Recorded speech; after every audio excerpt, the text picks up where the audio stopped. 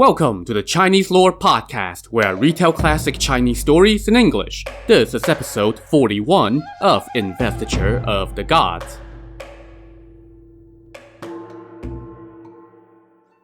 Last time, Grand Tutor Wenzhong got 10 fellow Daoists from the Jie sect to lay out 10 formations, each brimming with deadly sorcery, and dared Jiang Ziya and company to attack.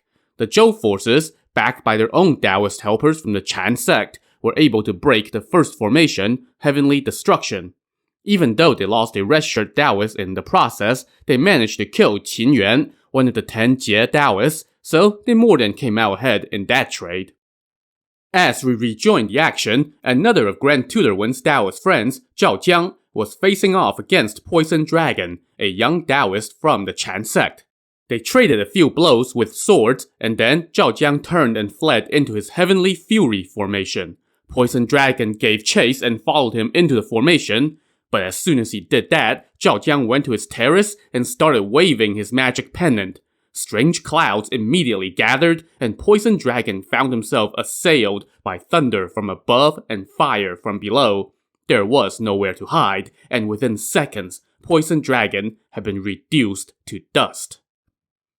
Zhao Jiang now rode out of the formation on his deer and shouted across the field to his foes.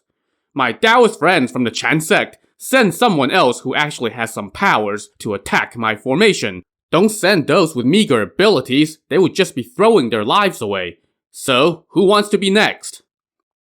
On the Zhou side, Master Burning Lamp, the senior Chan sect Daoist on the scene who was overseeing the operation, now dispatched a member of the class of 12, Ju Liu Sun, to go take a crack at it.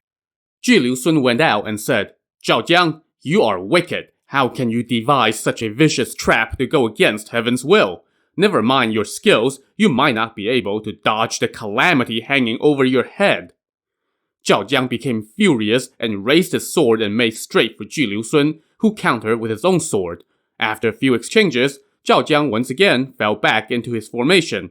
Like Wen Shu before him, Ju Liu Sun hesitated at the entrance to the formation, but was compelled to press on by the sound of bells ringing from his own lines. As he entered, he saw Zhao Jiang summoning the powers of the formation once again. Knowing what was coming, Ju Liu Sun quickly opened his own skull, and magic clouds gushed out to protect his head and body. Next, he unleashed his own magical weapon, the Celestial Binding Rope. It flew into the air, and he summoned a divine bodyguard and told him to tie up Zhao Jiang and take him back to the Reed Pavilion, where the Chan Daoists were headquartered. The next thing you knew, the divine bodyguard was throwing Zhao Jiang to the floor of the Reed Pavilion with such force that it made him cough up fire. And so, the Earthly Fury formation was now broken as well. This once again infuriated Grand Tutor Wenzhong, and he again roared from atop his black qilin as he tried to chase down Ju Liu Sun. But Ju Liu Sun's fellow Chan Daoist, Jade Tripod, called out, Brother Wen, there is no call for sinking to this level. We were commanded by our sect's leader to come here and dirty ourselves with the affairs of the mortal realm.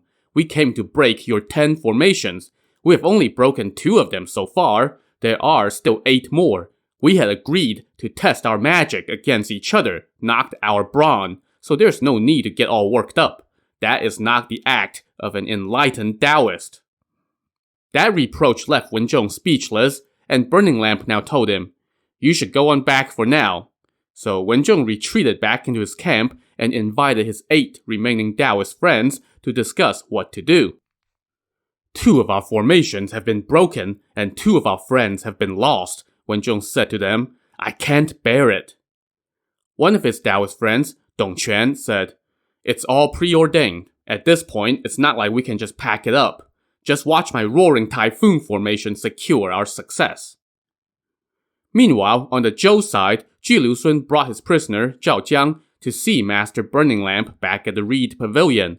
Burning Lamp ordered that Zhao Jiang be suspended from the rafters of the pavilion for the time being. Everyone then asked Burning Lamp how he planned to defeat the Roaring Typhoon formation tomorrow. It's impossible, he said. This formation does not use ordinary winds. Its winds are summoned from the earth, water, and fire elements. When they start blowing, they contain tens of thousands of blades. There is no way to withstand it. We must get the wind-quelling pearl to stop the winds. Only then can the formation be broken. And where can we get that pearl? Everyone asked. The Daoist Master's spiritual treasure, a member of the class of 12, now spoke up. My friend, the woe-evading sage of the Cloudlight Cave on Mount 9 Tripods and Iron Forks, has the pearl. Let me write him a letter, and he will lend it to us for sure. Jiang Ziya should dispatch a civil official and a military officer to deliver the letter and fetch the pearl, and the roaring typhoon formation will be breakable. So Jiang Ziya immediately dispatched the official San Yisheng and the general Chao Tian to Cloudlight Cave. The two of them traveled along the main thoroughfare for a few days, crossed over the Yellow River, and traveled a couple more days before reaching the 9 Tripods and Iron Forks mountain. It was an imposing and hard-to-traverse mountain, with jagged peaks that shot toward the heavens, strange rocks that resembled seated tigers, and ancient pine trees that twisted like flying dragons. You could hear the sweet song of birds from the crags and the roar of hungry tigers from the valleys. San Yisheng and Chao Tian found the cave and were greeted by a young acolyte. They introduced themselves and asked for an audience with woe-evading sage. San Yisheng was invited in momentarily and presented the letter. Woe-evading sage read the letter and said to him, Sir, you have come to borrow my wind-quelling pearl. It was preordained that all these Daoist sages would gather to break the 10 formations, and so I cannot refuse my part in it.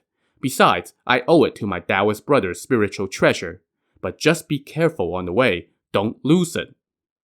He then gave San Yisheng the pearl. San Yisheng thanked him and then descended the mountain with Chao Tian. They rushed back toward Western Qi.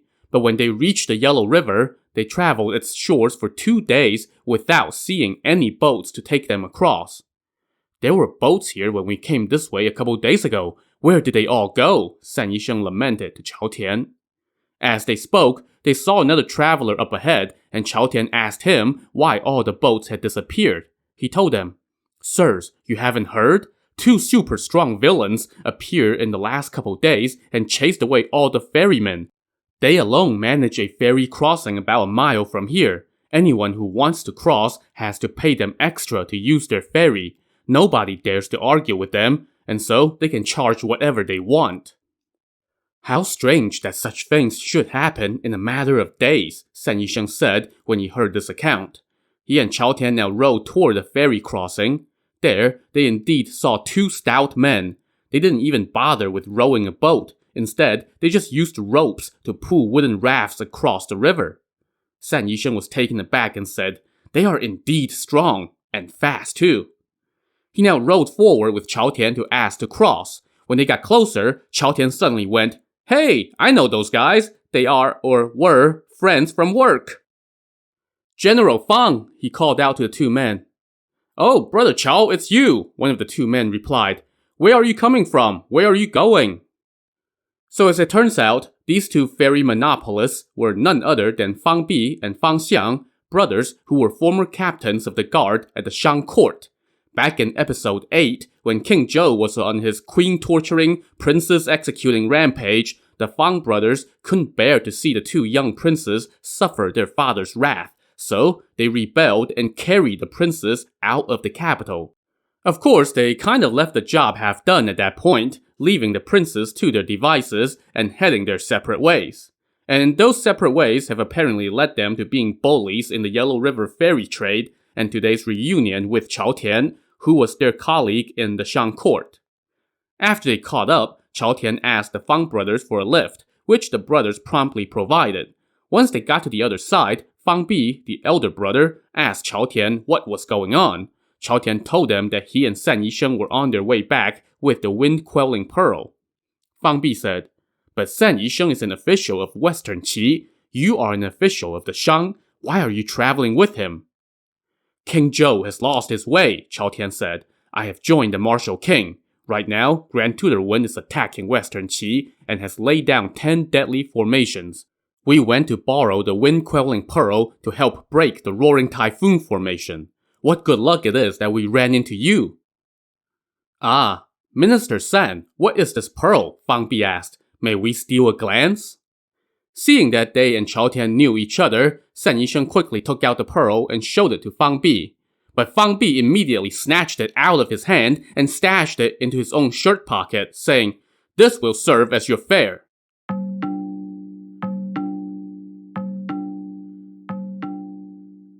So, the moment Chao Tian spilled the beans about their mission, Fang Bi was thinking to himself, "We have rebelled against the Shang and offended King Zhou, and have been drifting around ever since. Won't it be great if we can seize this pearl and present it to him to atone for our transgression and get our old ranks back?" And so, the Fang brothers resorted to some straight-up robbery and walked off toward the south with the pearl. Given how strong they were, Chao Tian did not dare to try to stop them. San Yisheng, meanwhile, was scared out of his mind and wailed, "We had traveled all this way to get that pearl, and now they have taken it in an instant. What should we do? How can we face Prime Minister Jiang and the others?" As he cried, San Yisheng was about to throw himself into the Yellow River, but Chao Tian grabbed a hold of him and said, "Minister, don't be so rash. It doesn't matter whether we live or die, but Prime Minister Jiang ordered us to fetch that pearl at once, and now it's been taken. If we just die here, Prime Minister Jiang won't know what happened, and it will cause trouble for the country. That would be disloyal. Besides, we were also unwise to be thusly robbed. We must go see the Prime Minister and report this so that he can make other plans. I would rather die under the executioner's blade than to shoulder the crimes of being both unwise and disloyal. If we die without reporting this first, it will cause even more trouble and add to our offense." San Yisheng lamented the dire situation they found themselves in, but they had no choice but to get on their horses and rush back toward Western Qi. After just 5 miles, they came across a grain convoy, and this was led by Flying Tiger. When they saw him, San Yisheng and Chao Tian quickly rode over. San Yisheng kneeled and wept. Flying Tiger hurriedly paid his respects and asked what was going on. San Yisheng recounted their mishap, and Flying Tiger asked, "When did you get robbed?" "Just now. They couldn't have gone far," San Yisheng said. "It'll be alright. I will go get it back for you. Just wait for me here," Flying Tiger reassured them. He then hopped onto his magic cow and sped off. Before long, he saw the two Fang brothers strolling casually down the road up ahead. "Fang Bi! Fang Xiang! Wait up!" Flying Tiger shouted. Now, remember that when the Fang brothers rebelled and fled the capital with the princelings, Flying Tiger was the one who was sent to chase them down, which he did, but then he took pity on the princes and decided to let all of them go. So the Fang brothers owed him, big time. When they saw that it was him catching up from behind, they quickly kneeled by the side of the road and asked him where he was going. "Why did you steal San Yisheng's wind-quelling pearl?" Flying Tiger roared. He gave it to us as fare for the ferry," Fang Bi said. "We didn't steal it." "Uh-huh. Nice try, buddy." Flying Tiger now demanded the pearl back, which Fang Xiang offered up with both hands. Flying Tiger took it and then asked, "What have you all been up to these years?" Fang Bi replied, "After we parted ways, the two of us have been scrounging a living as ferrymen. We have had a rough go of it." Flying Tiger told them, "I have abandoned the Shang and joined the Zhou. The martial king is a sage lord, as benevolent and virtuous as the ancient sage kings. He already possesses 2/3 of the realm. Grand Tutor Wen has been attacking Western Qi time and again without success. Since you have nowhere to go, why not come with me and serve the martial king? You would earn a rank of nobility for sure. Otherwise, you would just be wasting your talents." "My lord, if you are willing to help us, you would be giving me and my brother a new lease on life," Fang Bi said. "Of course we'll do it." "In that case, come with me," Flying Tiger told them. So the three now rode back together and soon met up with the rest of the party. Chao Tian and San Yisheng were greatly alarmed to see the Fang brothers come back, but Flying Tiger handed San Yisheng the pearl and said, "You two go on ahead. I will follow with the Fang brothers." So San Yisheng and Chao Tian rushed back to the Reed Pavilion in Western Qi and went to see Jiang Ziya. San Yisheng presented the pearl and recounted their little misadventure along the way, which promptly earned him a frankly well-deserved tongue-lashing before he was dismissed. Jiang Ziya then brought the pearl to Master Burning Lamp. The next day, Burning Lamp and the other Chan Daoists went out for another face-off against their foes. On the other side, Grand Tutor Wen again rode out to his camp gates to watch how the enemy will fare against the Roaring Typhoon formation. The Jie sect Daoist Dong Quan, who laid out the formation, rode out on his deer, wielding 2 swords, and taunted the enemy, daring them to attack his creation. Burning Lamp looked around him, but saw no one fit for this first crack at the formation. But just then, Flying Tiger arrived with the Fang brothers and introduced them to Jiang Ziya, explaining, "While I was on convoy duty, I recruited these 2 officers. They are the brothers Fang Bi and Fang Xiang, former captains of the guard at the royal court for King Zhou." Jiang Ziya was delighted and welcomed them. A moment later, Burning Lamp noticed the 2 new stout faces in the ranks and asked who they were. Jiang Ziya introduced them, and Burning Lamp said, "It's all preordained. Fang Bi, you may go attack the Roaring Typhoon formation." Fang Bi was quite eager to prove himself, so he promptly accepted the order and marched out with halberd in hand. Now, I can imagine everyone else side-eyeing Burning Lamp and thinking, dude, what are you doing? These formations were designed to kill gods and immortals, and you're sending a mere flesh and blood meat puppet out there? Why don't you just put him in a red shirt while you're at it? On the front lines, the Jie Daoist Dong Quan was still daring his foes to come try their luck in his formation when he saw this tall, fierce-looking man with a face like a date and a long beard stomp out. Fang Bi yelled, "Come here, you sorcerer!" and stabbed at Dong Quan with his halberd. Now, Dong Quan was no match for Fang Bi when it came to trading blows with weapons, so after just one exchange, he fell back into his formation. Jiang Ziya now ordered his men to beat the war drums to spur Fang Bi to give chase, and Fang Bi, being the good soldier, promptly did. As soon as he set foot inside the Roaring Typhoon formation, however, he quickly found himself enveloped by ill winds as Dong Quan waved a black pennant from his terrace inside the formation. As the winds swirled, they brought with them tens of thousands of sharp blades, and Fang Bi was instantly cut to pieces.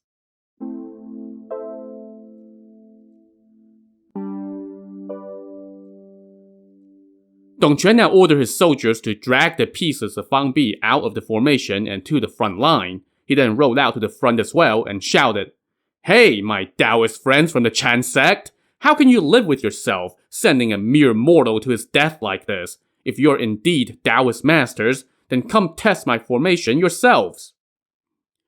You know, I have to agree with Dong Quan on this one. After the first 2 formations, it was already abundantly clear that sending anyone other than one of the senior Daoists into the formations would be a pointless suicide mission, so why even bother with it? In any case, Burning Lamp now told a member of the class of 12, Immortal of Merciful Navigation, "Take the Wind-Quelling Pearl and go break the Roaring Typhoon formation." Merciful Navigation went out as commanded and said to Dong Quan, "My Daoist friend, we were destined to break the prohibition on killing. You all have the most carefree life, so why put on such a formation and seek your own demise? Do you not remember your own master's warning that was posted on his palace gates? It said, 'Shut your cave doors and read your Daoist texts. If you taint Western soil, you will meet with calamity.'" But Dong Quan shot back, "We are here because your sect thinks your magic is so exquisite and frequently looks down on us. My Daoist friend, you are the one who enjoys his leisure. Go on back and send someone else. Don't plague yourself with this trouble." "You should be worrying about yourself instead of me," Merciful Navigation retorted. That ticked off Dong Quan, and he raised his sword to attack. Merciful Navigation countered with his own sword. After a few exchanges, Dong Quan again retreated into his formation, and Merciful Navigation chased him to the entrance before being compelled to press on by the bells from his own lines. God, I swear, they're really pushy on that side of the lines. When Merciful Navigation entered the formation, Dong Quan again waved his black pennant and summoned his evil winds, but Merciful Navigation placed the Wind-Quelling Pearl on his head, and the winds swirled harmlessly around him. Thus protected, Merciful Navigation now tossed his magical vase into the air and commanded his divine bodyguard to turn the vase upside down. As the mouth of the vase pointed toward the ground, a gust of black smoke shot out from it, and in an instant, Dongquan was sucked into the vase. The divine bodyguard then put the stopper on the vase and brought it out of the formation. Merciful Navigation now emerged from the formation and shouted to Grand Tutor Wen, "I have broken your roaring typhoon formation." As he spoke, he commanded his bodyguard to open the vase and pour out its contents. The only things that came out were Dongquan's clothes and the puddle of goo that his body had been reduced to.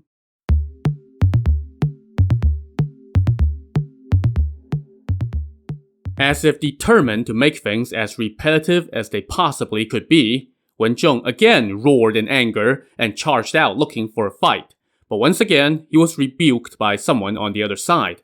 This time, it was Yellow Dragon Immortal who gave him the tisk tisk and reminded him that they still had 7 more formations to go.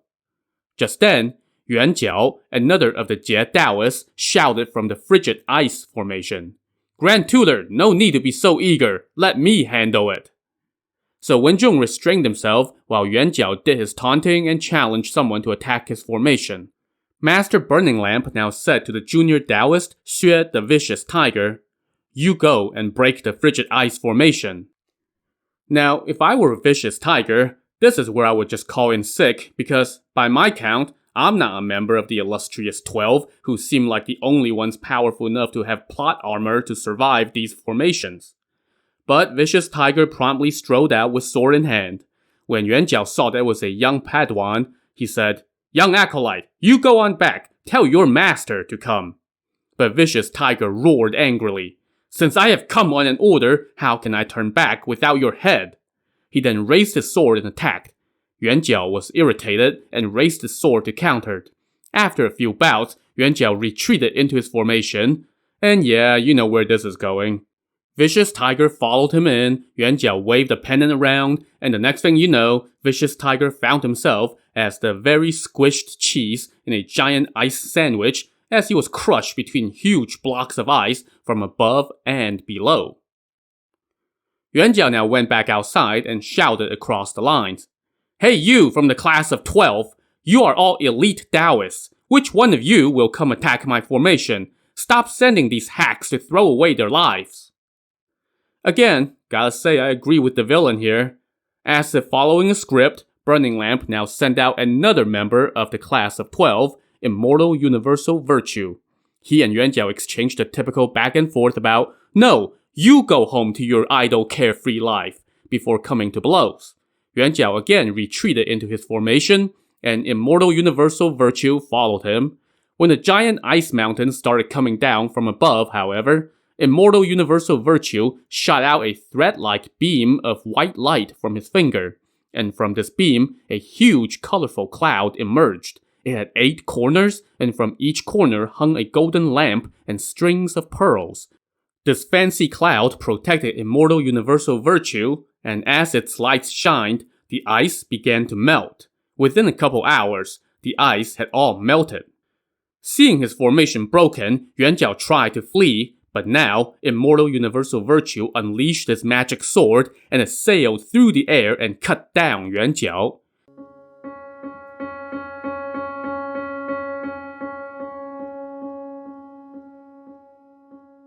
Immortal Universal Virtue now packed away his cloud and casually floated out of the formation, much to Grand Tutor Wen's chagrin. Just then, Mother Golden Light rode out on her spotted leopard with sword in hand and challenged someone to try their luck with her Golden Light formation. Burning Lamp looked around for someone of, appropriate stature to be vanguard, but saw none. But just then, a Daoist descended from the sky with a powder-white face and ruby-red lips. This was Xiao Zhen, another disciple from the Chan sect's Jade Emptiness Palace on Kunlun Mountain. He bowed to his fellow Daoists and said, "I have come on our master's command specifically to break the Golden Light formation." Just then, Mother Golden Light was once again taunting the opposition, and Xiao Zhen turned and shouted back, "I'm coming!" While everyone on his side was thinking, "Okay, go for it, it's your funeral," literally, Xiao Zhen walked out to face Mother Golden Light. She didn't recognize him and asked who he was. He laughed at her ignorance and introduced himself, at which point she was like, yeah, so what skills do you have that you dare to come attack my formation? They then exchanged the customary 3 or 4 blows with the sword, and Mother Goldenlight retreated into her formation. Xiao Zhen followed her in and saw that he was surrounded by 21 tall poles. On each pole was suspended a mirror, and each mirror was veiled by a cover. Mother Goldenlight now pulled on the ropes attached to the covers, and the mirrors became unveiled. Thunder started to roar, and every mirror started to spin and emitted a beam of golden light aimed at Xiao Zhen. He let out a painful cry and was instantly vaporized. So, cool, they have lasers. Now, if I were Mother Goldenlight, this is where I would just quit while I'm ahead. But of course, she went back outside and taunted the opposition some more. So, Burning Lamp now sent one of the illustrious 12, Master Grand Completion, to handle this.